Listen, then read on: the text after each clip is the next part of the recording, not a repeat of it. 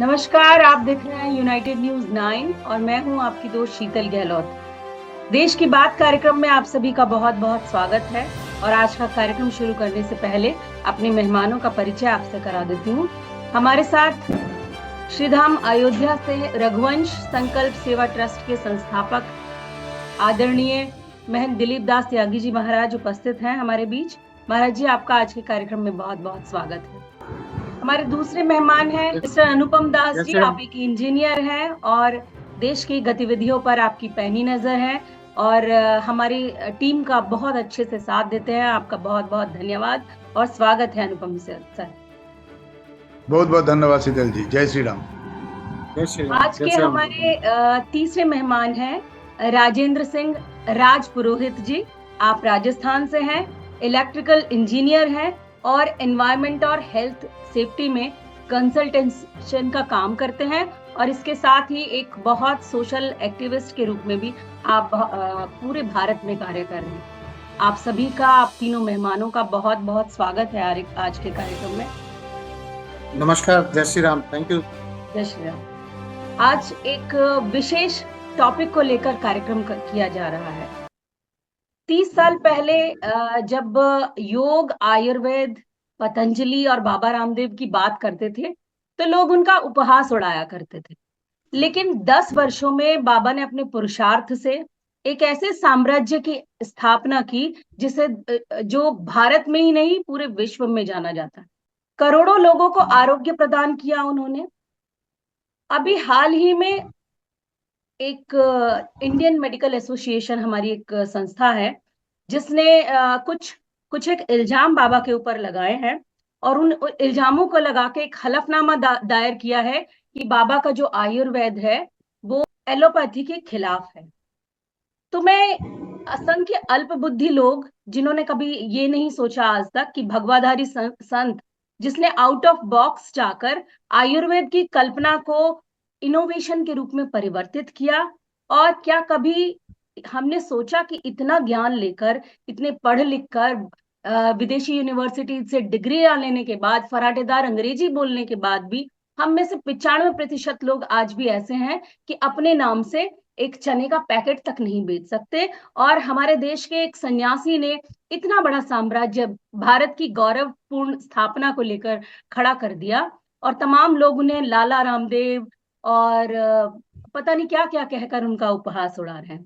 तो सबसे पहले मेरा सवाल महाराज जी आपसे कि क्या जीवन में जो लोग उनका इस तरह उपहास उड़ा रहे हैं, अपनी उपलब्धियों को झांकने की बजाय दूसरों पर कटाक्ष कर रहे हैं, भारत के खिलाफ उन्होंने ऐसा कौन सा काम कर दिया जो सुप्रीम कोर्ट उनको बेल देने के लिए तैयार नहीं है? उनके ऊपर इल्जामात का सिलसिला बहुत लंबा करके रखा हुआ है। लग रहा है महाराज जी से हमारा कनेक्शन टूट गया है। सर, अनुपम सर, आपका रिव्यू ले लेते हैं तब तक।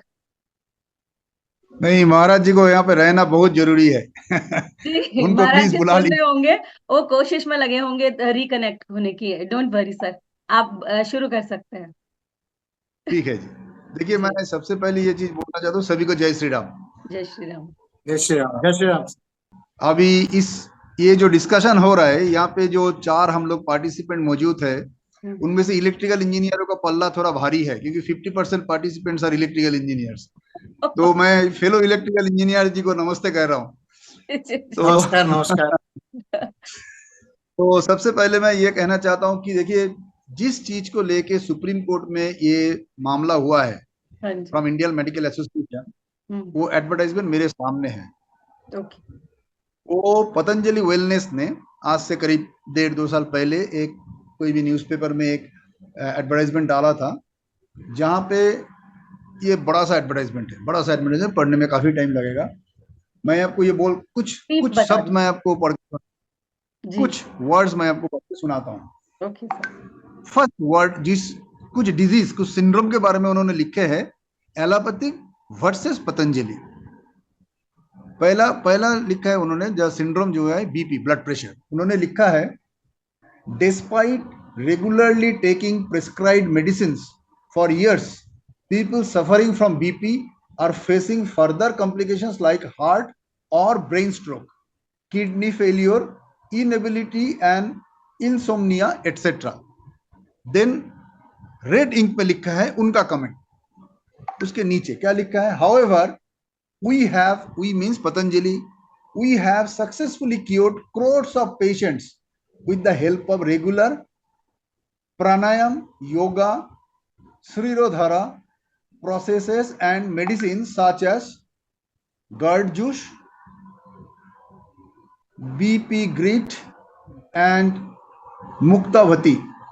Our therapies have brought their BP levels in normal range along with the complications completely rectified.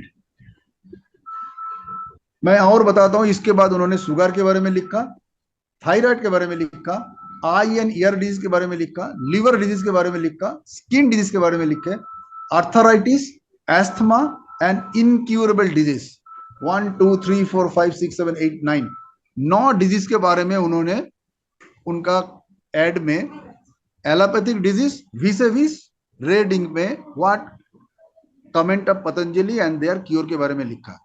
Now what Indian medical Association has said कि दिस एड इज मिसलीडिंग। अभी देखिए क्यों, आप बता रहा हूं मैं आपको। आज के दिन में, ध्यान से सुनिए, आज के दिन में अगर मोदी जी मंच में खड़ा होकर बोलेंगे कि मैंने पाकिस्तान जीत लिया, और कोई भी कमेंट अगर मोदी जी बोलेंगे मंच में खड़ा होके, मेरे जैसा उनका अंध भक्त, मैं उसको मैं गीता का बानी समझ के रहूंगा। I will consider that as a shloka of Gita, क्योंकि मैं उनको इतना ट्रस्ट करता हूं। मेरे जैसा हजारों करोड़ों लोग इंडिया में और इंडिया के बाहर भी मोदी जी के ऊपर उतना ही ट्रस्ट करते हैं। सिमिलरली बाबा रामदेव जो रेवोल्यूशन लेके आए हैं with yoga pranayama plus Ayurvedic medicine, people have started trusting him also blindly. मैंने अपना काम का सिलसिले में मैं पूरा इंडिया में घूमता हूं, मैं जाके देखा गांव गांव में, देश का कोने कोने में पतंजलि का ब्रांडेड स्टोर बन गया अभी, जहां पे आपका मस्टर्ड ऑयल से चालू होके, बिस्किट से चालू होके, घी बोलिए या आयुर्वेदिक हजमोला बोलिए, सारे चीज वहां पे मिलता है और लोग ब्लाइंडली पतंजलि नाम से खरीदते हैं। So when such an ad comes with the photo of Baba Ramdev and Patanjali brand, people start blindly believing this. So what IMA has told, this is contradicting, and Supreme Court has accepted the argument of IMA, and Ramdev and their managing director Balakrishna ji blindly आके supreme court में unconditional apiology मांगा है। मैं इस argument में जाना नहीं चाहता हूं, because I am not a जज, neither I am a qualified person to do this, but आप पावर लैडर में आप इस जगह पे पहुंच गए जहां पे लोग आपको विश्वास करने लगे। कोई भी चीज बोलने के पहले आपको दोबारा 3 बार सोचना चाहिए, what I am talking. So IMA doctors are also qualified doctors, मगजमारी करके वो लोग डॉक्टर बने हैं। And Indian medical association is the apex body of the doctors association in India. Nobody can contradict their scientific judgment. तो ऐसा ad देने के पहले, I am not again going to comment whether this ad is misleading और leading, but ऐसा ad देने के पहले 10 बार सोचना चाहिए, बिकॉज बहुत सारे लोग, India is a capital of diabetic, India में बीपी का पेशेंट भी भरे हुए हैं, sugar and pressure is a common घर घर का डिजीज है इंडिया में। So such kind of ad can guide people differently. तो मेरे ख्याल में ऐसा एड देने के पहले, from a house like Patanjali and from a personality like Baba Ramdev, I think we should think twice and thrice. मैं सूचना में मैं इतना ही कहना चाहता हूं शीतल जी कि this is my first submission. And Sheetal ji आप म्यूट में हैं, आपका बात ओके, बोलिए। फिर भी हजारों भ्रामक विज्ञापन टीवी में प्रसारित होते हैं। बताया जाता है कि फेयर एंड लवली से 14 दिनों में गोरे हो जाते हैं। बताया जाता है स्प्राइट पियेंगे तो एनर्जी मिलेगी और आप उससे कहीं से भी छलांग लगा लेंगे। इतने सारे हजारों विज्ञापन टीवी पे प्रस्तुत किए जाते हैं, उन्हें तो सुप्रीम कोर्ट कभी संज्ञान में नहीं लेता उनका। लेकिन जो सुप्रीम कोर्ट के जज हैं एहसानुद्दीन अमानुल्लाह, उन्हें स्वामी जी को 3 बार रिटर्न में और ऑरली भी उन्होंने माफी मांग ली। उन्हें माफी देने में ऐसी कौन सी परेशानी हो रही? क्या बाबा रामदेव कोई देशद्रोही है?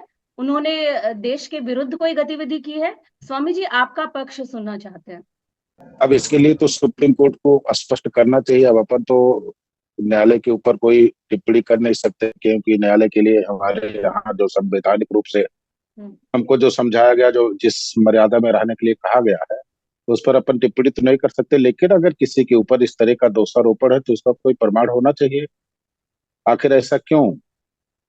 जब व्यक्ति माफी मांग रहा है, माफी मांगने के बाद भी उसे माफ क्यों नहीं किया जा रहा है? इसका कारण क्या है? इसको स्पष्ट होना चाहिए। और दूसरी बात, जी हमारे दृष्टिकोण से ठीक है, रामदेव जी का अपना व्यक्तिगत जीवन जो भी हो, पर उन्होंने जो भी किया है उसको योग को लेकर के, आयुर्वेद को लेकर के उन्होंने राष्ट्र का गौरव ही बढ़ाया है, उत्थान ही किया है। लोगों को संस्कृति से जोड़ा, संस्कार से जोड़ा। हमारे जो पुरानी प्राचीन पद्धति थी, हमारी शिक्षा की पद्धति, चिकित्सा की पद्धति, योग की पद्धति, उसको रामदेव जी ने पुनर्जागृत किया है। आज के समय में जो मतलब विलुप्त प्राय हो चुकी थी, सुसुप्त पड़ चुकी थी, उसको रामदेव जी ने जागृत किया है। अब आखिर इसमें है क्या? कब इसको पूरे तथ्यों की तो जानकारी सही होनी चाहिए, तब इसकी मीमांसा की जा सके। जी। फिर भी संन्यास परंपरा के सर्वोच्च पद पर बैठे हुए व्यक्ति को लाला रामदेव और बाबा रामदेव और इस तरह के संबोधन करना कहाँ तक न्याय संगत है महाराज जी? नहीं, बिल्कुल नहीं है, अपमानजनक है और देश का अपमान है, सन्यासी का अपमान है, इसकी परंपरा का अपमान है। ऐसा नहीं करना चाहिए, मर्यादा में ही रहना चाहिए लोगों को। इस तरह की जो लोग भी ओछी टिप्पणी करते हैं, वो अपना मर्यादा का हनन तो करते हैं, साथ में समाज के लिए अच्छा संदेश नहीं जाता। लोगों को मर्यादा के अंदर रहना चाहिए, ऐसी ओछी टिप्पणी से बचना चाहिए। बाबा रामदेव ने कहा है कि पूरा देश हमारा परिवार है, और जो आईएमए है, इंडियन मेडिकल एसोसिएशन है, वो इंसानों को प्रोडक्ट समझती है। तो इसमें गलत स्टेटमेंट क्या है राजेंद्र सिंह जी? 5 लाख, 50 लाख, 100, बड़ी बड़ी अमाउंट में हॉस्पिटल्स में जाते हैं, आपने देखा होगा, बड़ी लूट पड़ी हुई है। आप कहीं पे भी 5,000 से कम में तो डॉक्टर आपका ट्रीटमेंट करने के लिए तैयार नहीं होता। अगर बाबा रामदेव इसके खिलाफ कुछ बोल रहे हैं तो इसमें गलत क्या है? नहीं शीतल जी, ये बाबा रामदेव जी का बोलना या एडवर्टाइजमेंट देना, ये जो प्रकरण हुआ है, इसमें सिर्फ और सिर्फ यही कंट्रोवर्सी है कि इन्होंने जो मेडिकल साइंस के अगेंस्ट बोला है, वो नहीं बोलना चाहिए। आयुर्वेदिक तो पहले भी था, अभी भी है। अभी बाबा रामदेव ने तो प्रयास करके उसको और अच्छा सुलभ कर दिया, ऐसे योग को बहुत सुलभ कर दिया। तो उसमें आप अपना विज्ञापन देते रहिए, उसमें कोई प्रॉब्लम नहीं है। प्रॉब्लम कहाँ आई कि आईएमए के साथ जो कंट्रोवर्सी उन्होंने दे दिया कि ये तो लोगों को मारने के लिए है या ऐसा है, वो नहीं देना चाहिए। उसकी आपके पास पुख्ता जानकारी हो, पुख्ता सबूत हो, फिर आप बोल सकते हो। लेकिन उसको आप विज्ञापन में ऐसा बता करके देना, कोर्ट उसको गलत मान रही है। हो सकता है इन्होंने माफी मांगी है, कोर्ट उसको माफ भी कर दे। अभी तक तो उन्होंने माफी स्वीकार नहीं की है, लेकिन हो सकता है स्वीकार कर ले, क्योंकि उसमें ऐसा कोई गुनाह तो है नहीं।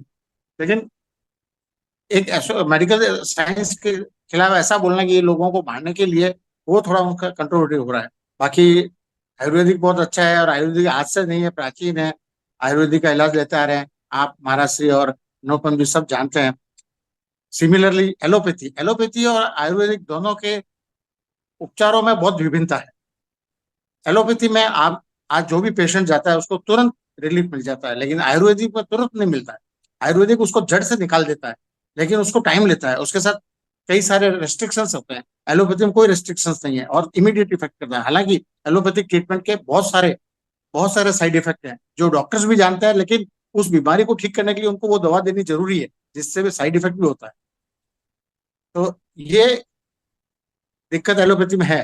तो बाबा रामदेव जी ने जो कहा है वो कहीं हद तक ठीक है, लेकिन उसको कंट्रोवर्सी क्यों माना जा रहा है? ये कंट्रोवर्सी इसलिए माना जा रहा है कि उन्होंने सीधे सीधे मेडिकल साइंस के खिलाफ बोल दिया, तो वो गलत है। कि मेडिकल साइंस झूठ नहीं है, मेडिकल साइंस एक अपनी जगह पे है, आयुर्वेदिक एक अपनी जगह पर। तो वो एक विज्ञापन का उनका गलत माना जा रहा है। बाकी कोर्ट या कोई भी उनको गलत नहीं ठहरा रहा है कि बाबा रामदेव जी गलत कर रहे हैं या आयुर्वेदिक कुछ गलत कर रहा है, एलोपैथी गलत कर रहा है। मेरा ये मानना है। महाराज जी और अनुपम जी, और आप क्या समझते हैं? लाखों लोगों की दवाएं, एलोपैथी की जो दवाएं होती हैं, वो लाखों लोगों की मौत एलोपैथी दवा खाने के बाद भी हुई है। और जितनी मौतें दवा ना मिलने और ऑक्सीजन ना मिलने से हुई है, उससे ज्यादा उतनी ही मौतें उन दवाओं को खाने से भी हुई है। मैं आपको एक पर्सनल एक्सपीरियंस बताती हूँ। मुझे गॉल ब्लैडर में स्टोन हुआ था अभी, बिफोर 3 इयर्स। तो जब स्टोन हुआ तो उसका कभी भी सीवियर पेन शुरू हो जाता था। तो प्रिकॉशन वाइज मैंने घर में एक मेडिसिन ला के रखी थी, कैटरॉल करके। तो एक दिन रात को 3 बजे मेडिसिन मैंने ली। मेडिसिन लेने के बाद इतने सारे साइड इफेक्ट्स मेरी बॉडी पे हुए। अब वो किस तरह की दवाई थी उसके बारे में तो मैं नहीं बता सकती, लेकिन मेरे जो लिप्स थे वो सूज गए, पूरा फेस सूज के स्वेल होके इतना बड़ा हो गया, और पूरी बॉडी में ईचिंग हो गई। तो इस तरह की परेशानियां वो मैंने खुद भी झेली हैं। तो अगर ये स्टेटमेंट बाबा ने दे दिया है कि एलोपैथी की दवा खाने से मौतें हो रही हैं, तो मुझे नहीं लगता कि इसमें कोई गलत बात है। बहुत सारे लोग इसका सबूत नहीं मैडम, नहीं। ये इस तरह का स्टेटमेंट देना ही गलती है उनकी। वो इतने इतने बड़े ओहदे पे होते हुए और इतने ज्ञानी होते हुए अगर इस तरह का स्टेटमेंट देते हैं, कोर्ट ने उसी को गलत माना है। और वो विज्ञापन में नहीं दे सकते। आप एड में आप अपना ऐड करिए, कोई दिक्कत नहीं है। लेकिन आप ऐड में किसी को कटाक्ष करते हैं तो वो गुनाह हो जाता नहीं, लेकिन जो जो चीजें सच होती हैं और लोग अपना पर्सनल एक्सपीरियंस है। आप बताते देखिए, हैं जितने भी उस आप जितने भी एडवर्टाइजमेंट देखते हैं वो सब अपना बताते हैं। ये ऐसा करने से ऐसा हो जाएगा, ऐसा करने से ऐसा हो जाएगा। वो तथ्य वो भी सही नहीं है, वो भी गलत है। 14 दिन में कुछ फर्क नहीं पड़ता है। सब वो पब्लिसिटी है। लेकिन बड़े बड़े लोग उसमें पब्लिसिटी में आते हैं, एक्टर भी आते हैं, नेता भी आते हैं, सब आते हैं, साधु संत भी आते हैं सब। तो ऐड करना प्रोडक्ट को बेचने के लिए है, प्रोडक्ट की महत्ता को लोगों में लोकप्रिय बनाने के लिए। लेकिन एड में, विज्ञापन में आप ये दिखाओ कि ये तो खराब है और हम सही है, वो बिना तथ्य के या बिना आर्गुमेंट के या जजमेंट के आप नहीं दे सकते। मेरा ये मानना है। महाराज जी, आयुर्वेद को जो इंडियन मेडिकल एसोसिएशन है वो फ्रॉड भी कह रहा है। और आपने पढ़ा होगा विकिपीडिया में तो स्यूडो साइंटिफिक तक कहा गया है आयुर्वेद। तो जब हम हमारे धर्म के विषय में, हमारे आयुर्वेद के विषय में, हमारी परंपराओं के विषय में जब इस तरह की बातें, फेक नैरेटिव सेट कर लिया जाता है, तो उसका प्रतिकार क्या इस तरह से नहीं किया जाना चाहिए? नहीं नहीं, बिल्कुल किया जाना चाहिए। मैं एक इसमें शीतल जी निवेदन करूँ आपसे कि हमारी जो प्राचीन भारत की परंपरा थी, हम जिस कारण से और जिसके प्रभाव की वजह से हम सभी लोग विश्व गुरु के पद पर प्रतिष्ठित थे, और भारत एक पुष्ट भारत, उसके पीछे कुछ सच तो सुनना पड़ेगा और लोगों को कड़वा भी लगेगा। हम्म। और ये सच होना भी चाहिए समाज में। हमारे किसी भी राष्ट्र को संवर्धित करने के लिए, संरक्षित करने के लिए, पुष्ट रखने के लिए हमारी दो तीन व्यवस्थाएं हमारे ऋषियों ने बनाई थी। सबसे पहले हमारे भारत की परंपरा थी शिक्षा व्यवस्था, चिकित्सा व्यवस्था और धर्म। ये तीन हमारे भारत के मूलभूत आधार थे, और जिनके कारण हम विश्व गुरु के पद पर प्रतिष्ठित थे। सबसे पहले हमारी शिक्षा थी। शिक्षा जो हमारी भारतीय वैदिक शिक्षा थी, हमारी शिक्षा भी वैदिक थी और हमारी चिकित्सा भी वैदिक थी। जब हमारी वैदिक शिक्षा और वैदिक चिकित्सा का प्रचलन हमारे राष्ट्र में चल रहा था, तब हम बहुत आगे थे और बहुत ऊंचाई पर थे। और विश्वगुरु जैसे सम्मान से हमको सम्मानित किया जाता था, ये ऋषि भूमि मानी जाती। और इसको कोई साधारण लोगों ने इस परंपरा का प्रचलन नहीं चलाया। इस परंपरा को स्वयं ब्रह्मा के मानस पुत्र, स्वयं मर्यादा पुरुषोत्तम भगवान राम के कुलगुरु वशिष्ठ जी के द्वारा चलाई गई शिक्षा पद्धति थी। स्वयं भगवान जगत गुरु कृष्ण के गुरु सांदीपन मुनि के द्वारा चलाई गई शिक्षा पद्धति थी हमारे गुरुकुलम की परंपरा। चिकित्सा की पद्धति हमारे महर्षि पतंजलि ने, महर्षि च्यवन ने, महर्षि चरक ने, महर्षि सुश्रुत ने, इन सारे महापुरुषों ने जो आयुर्वेद की व्यवस्था, ये हमारे वेद से संबंधित थी, हमारी वैदिक परंपरा थी। और एक बात तो ये मानना पड़ेगा, जो हमारे राष्ट्र के सेवा प्रकल्प थे, शिक्षा, चिकित्सा, धर्म, आज कहने में हमको बिल्कुल संकोच नहीं है, ये तीनों सबसे बड़ा उद्योग बन गया। ये तीनों सबसे बड़ा व्यापार। जब से इसमें अंग्रेजी घुस गई, शिक्षा में अंग्रेजी घुस गई, और औषधियों में अंग्रेजी घुस गई, एलोपैथ घुस गया, और शिक्षा में अंग्रेजी माध्यम सीबीएसई बोर्ड घुस गया, तब से हमारा पतन ही हुआ है। ठीक है, हम कहीं दिखाई पड़ रहे हों बाह्य जगत में, पर आंतरिक रूप से हम कमजोर हुए हैं। आंतरिक रूप से हमारे अंदर, हमारी मानवता में, हमारी राष्ट्रीयता में तीव्रता आई।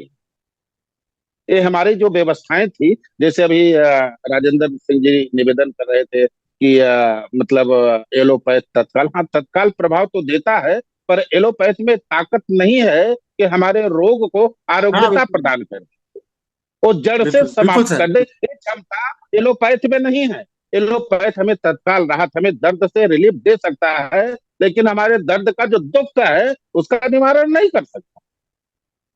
उसका निवारण तो हमारे रसायन में है, जो राम रसायन है, जो हमारे आयुर्वेद से वैदिक परंपरा में है। तो कहीं न कहीं ये हमें मानना पड़ेगा, शिक्षा का व्यवसायीकरण हुआ है, चिकित्सा का व्यवसायीकरण हुआ है। किसी भी राष्ट्र को पुष्ट रखने शिक्षित होना बिल्कुल सही। आवश्यक है। व्यक्ति शिक्षित होगा तभी वो विकसित होगा। और बहुत ज्यादा शिक्षित भी है पर वो अस्वस्थ है और रोगी है, क्या करेगा? उसके लिए स्वस्थ भी होना चाहिए। तो हमारे ऋषियों ने चिकित्सा योग की परंपरा बनाई, औषधियों की परंपरा। अब बताइए, हमारे जंगल के कुछ पत्तों का चयन करके, कुछ पुष्पों का चयन करके, और महात्मा ने एक लेह बनाया, और उस लेह के द्वारा जीवन का कायाकल्प कर दिया। चयन, महात्मा चयन ने। बिल्कुल आज चयन प्राश रामदेव बाबा भी बेच रहे हैं, और अंग्रेजी माध्यम वाले भी बेच रहे हैं, सारे लोग बेच रहे हैं।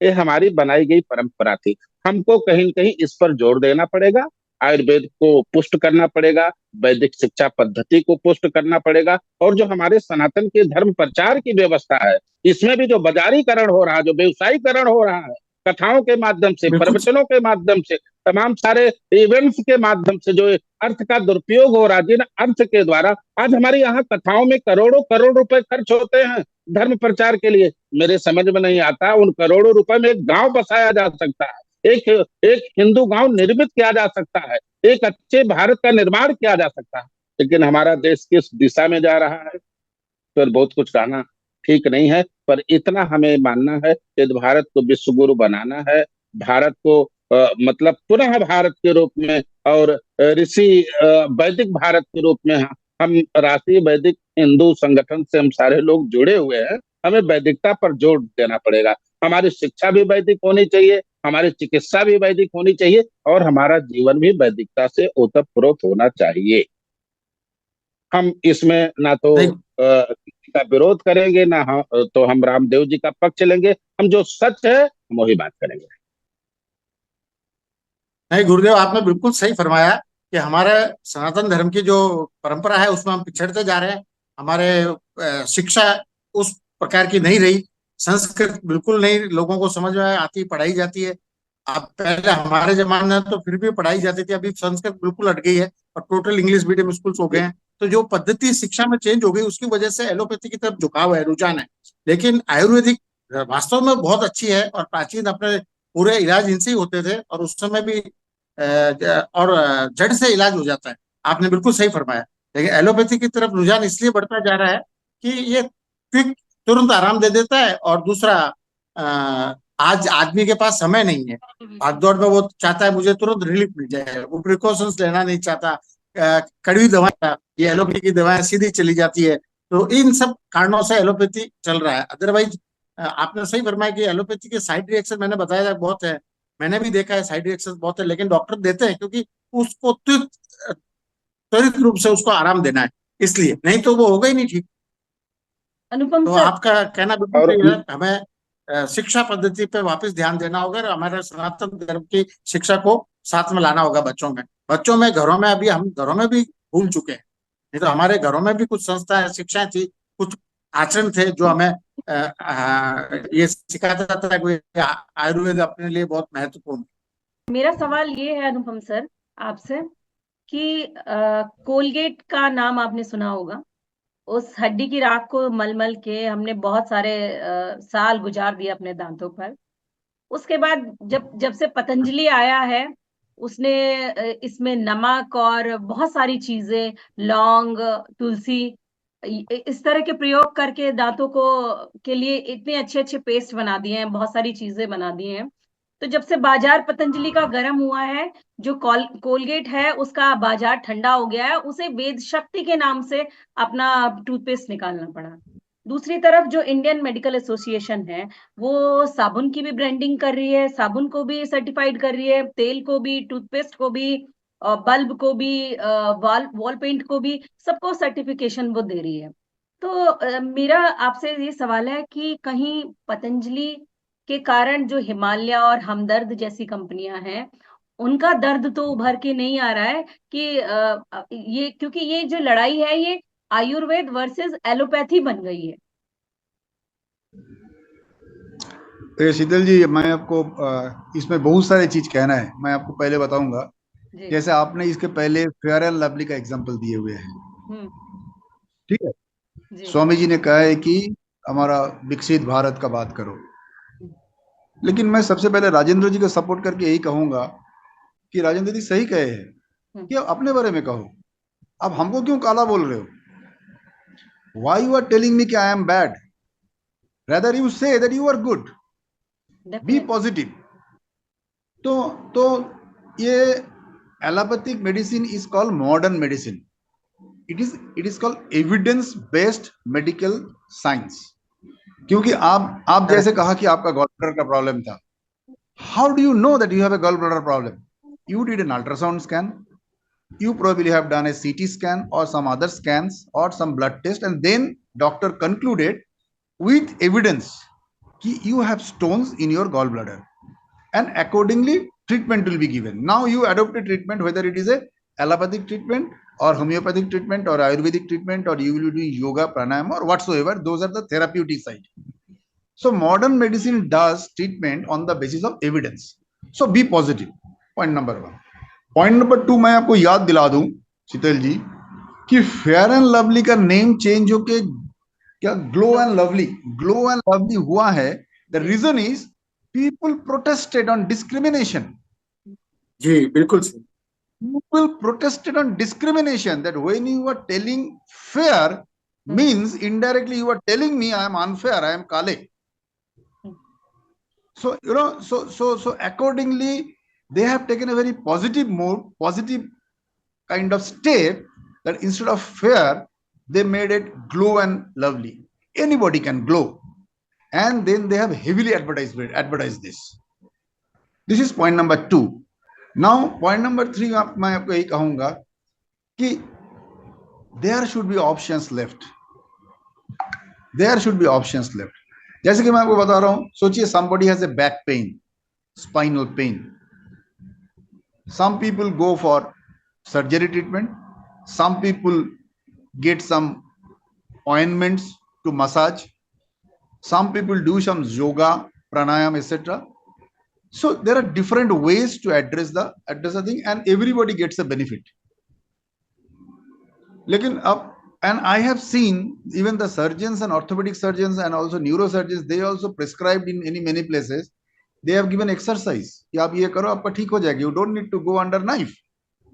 So कहना ये है कि there is nothing wrong with Namdev to go desi.